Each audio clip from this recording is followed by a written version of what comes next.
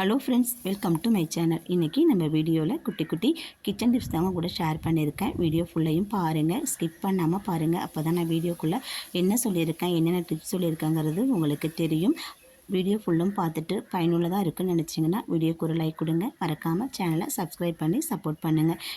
வீடியோக்குள்ளே போய் என்னென்ன டிப்ஸ்னு தெரிஞ்சுக்கலாம் வாங்க. ஃபஸ்ட் டிப் என்னென்னு பார்க்கலாம் வாங்க.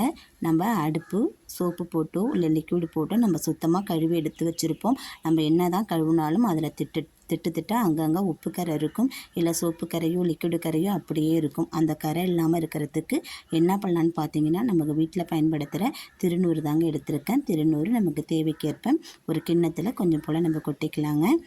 கொட்டிட்டு இதை எடுத்து நம்ம அடுப்பு கழுவி வச்சுருக்கோம் இல்லையா, அது மேலே கொஞ்சம் போல் நம்ம தூவி விட்டுறலாம்.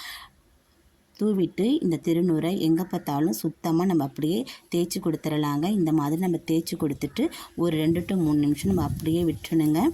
எங்கே பார்த்தாலுமே தேய்ச்சி கொடுத்துருங்க. இந்த திருநூறு தேய்க்கும் போது அங்கங்கே திட்டாக இருக்கிற உப்பு கரையும் சரி சோப்பு கரையும் சரி நமக்கு கொஞ்சம் கூட இருக்காது. தொடச்சி எடுத்து பார்க்கும்போது நமக்கு அவ்வளோ ஒரு பளிச்சுன்னு இருக்கும், பளபளன்னு. புதுசாக நம்ம எப்படி அடுப்பு வாங்கிட்டு வந்து வச்சோமோ அந்த மாதிரியே நல்லா பளிச்சுன்னு இருக்குங்க. இந்த மாதிரி தொடச்சி வச்சுட்டு நம்ம ஈரத்துணி கொண்டு துடைக்கக்கூடாது. நல்ல காஞ்ச ட்ரை கிளாத் எடுத்து நம்ம இதை தொடச்சி எடுத்துக்கணுங்க. ஒரு நல்ல காட்டன் துணியாக இருந்தால் பரவாயில்ல. அந்த துணியை வச்சு நம்ம நல்லா தொடச்சி எடுத்துட்டோம்னா பளிர்னு அடுப்பு இருக்குங்க.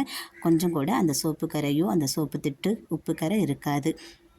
பாருங்கள் எவ்வளோ பளிர்னு இருக்குன்னு பாருங்கள். கண்ணாடி மாதிரி நம்ம அடுப்பு புதுசு போல் இன்னும் ட்ரை பண்ணி பாருங்கள். செகண்ட் டிப் என்னென்னு பார்க்கலாம் வாங்க. நம்ம வீட்டில் இஞ்சி பூண்டு அரைக்கிறதுக்கு இஞ்சி நம்ம வாங்கி வச்சுருப்போம். அதை தோல் உரிக்கிறது நமக்கு ரொம்ப கஷ்டமாக இருக்கும்.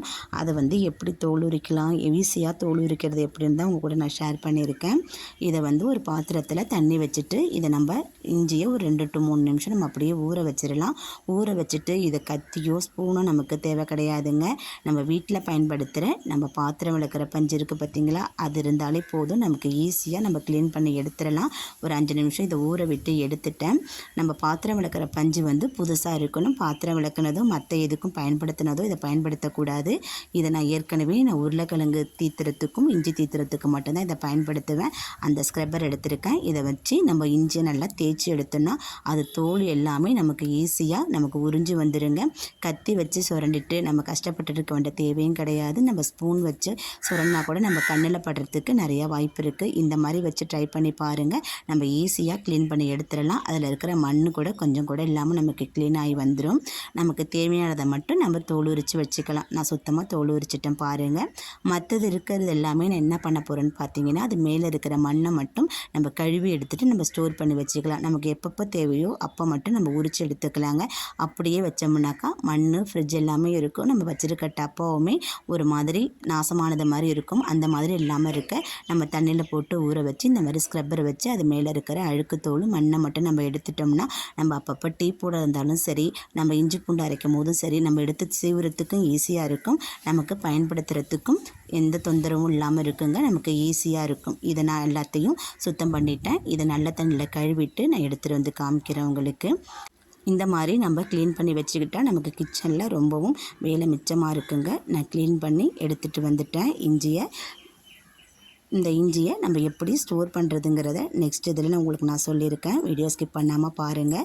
நெக்ஸ்ட் இப்போ என்னென்னு பார்த்தீங்கன்னா, நம்ம மல்லிகை ஜாமான் வாங்கி கொட்டி வைக்கிற டப்பா நம்ம என்ன தான் க்ளீன் பண்ணி வச்சாலுமே காற்றுல மண் தூசு பட்டு நமக்கு டப்பா ஒரு மாதிரி அழுக்கானதை மாதிரி பிசு பிசுன்னு இருக்கும். நம்மளால் சும்மா அதை எடுத்து கழுவ முடியாது. அந்த மாதிரி நேரத்தில் என்ன பண்ணலான்னு பார்த்தீங்கன்னாக்கா, நம்ம வீட்டில் பயன்படுத்துகிற திருநூறு எடுத்து கொஞ்சம் போல் தண்ணியும் சேர்த்து நம்ம எங்கே பார்த்தாலும் தேய்ச்சி விட்டு ஒரு 2 நிமிஷம் கழித்து நம்ம தொடச்சி எடுத்துட்டோம்னாக்கா நம்ம எப்போயுமே அப்போ கழுவி வச்சது போலவே நமக்கு டப்பா புதுசாக இருக்குங்க.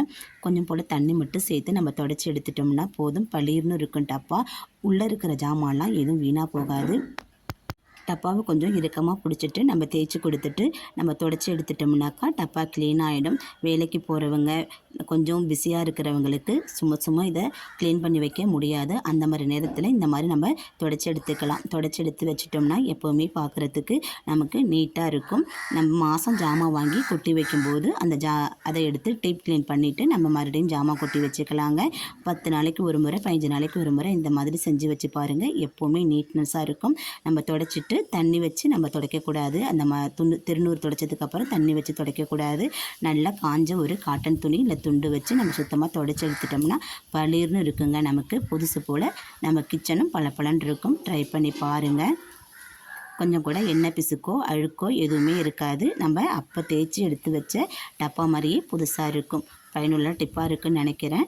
ட்ரை பண்ணி பாருங்கள். எப்படி இருந்துச்சுன்னு உங்கள் ஃபீட்பேக்கை என் கூட ஷேர் பண்ணிக்கோங்க. இந்த டிப் உங்களுக்கு பிடிச்சிருந்துச்சுன்னா என் சேனலுக்கு ஒரு லைக் கொடுங்க. அவ்வளோதாங்க. சூப்பராக க்ளீன் ஆகிடுச்சு பாருங்கள். இதுக்கு சோப்பு லிக்யூடு எதுவும் போட்டு தேய்க்க தேவையில்லை. கொஞ்சம் போல் திருநீர் இருந்தாலே போதுங்க. நம்ம சூப்பராக தொடச்சி பளிச்சுன்னு எடுத்து வச்சிடலாம். ட்ரை பண்ணி பாருங்கள். வாங்க நெக்ஸ்ட் இப்போ என்னென்னு பார்க்கலாம். நம்ம கழுவி எடுத்து வச்ச இஞ்சை நம்ம எப்படி ஸ்டோர் பண்ணலான்னு பார்த்தீங்கன்னா, ஒரு நல்ல காட்டன் துணி எடுத்துக்கோங்க. அதை தண்ணியில் நனைச்சிக்கோங்க. தண்ணியில் நனைச்சிட்டு இந்த மாதிரி விரித்து விட்டுட்டு அது மேலே நம்ம வந்து கழுவி எடுத்து வச்சுருக்கோம் இல்லையா இஞ்சை, அதை போட்டு நம்ம நல்லா மூடி வச்சுக்கலாம்.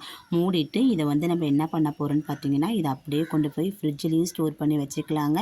அப்படி இல்லைன்னா தண்ணி குடத்து மேலே நம்ம வச்சுக்கலாம். நம்ம சில்வர் குடத்து மேலே தான் நான் இப்போ வைக்க போகிறேன். இந்த மாதிரி நம்ம குடத்து மேலே வச்சிட்டோம்னா அதில் இருக்கிற சில்லாப்புக்கும் துணியில் இருக்க ஈரத்துக்கும் இஞ்சி வீணாக போகாமல் நீண்ட நாளைக்கு நமக்கு இருக்கும். இதோட பெட்டர் ஐடியா எதுன்னு பார்த்தீங்கன்னா, மண்குடமாக இருந்ததுன்னா அதில் ஒரு துணி கட்டி அது மேலே இந்த காட்டன் மடித்து வச்சுருக்க இஞ்சி தூக்கி நம்ம அப்படியே வச்சிட்டோம்னா நீண்ட நாளைக்கு நமக்கு இஞ்சி வீணாக போகாமல் இருக்கும். ட்ரை பண்ணி பாருங்கள்.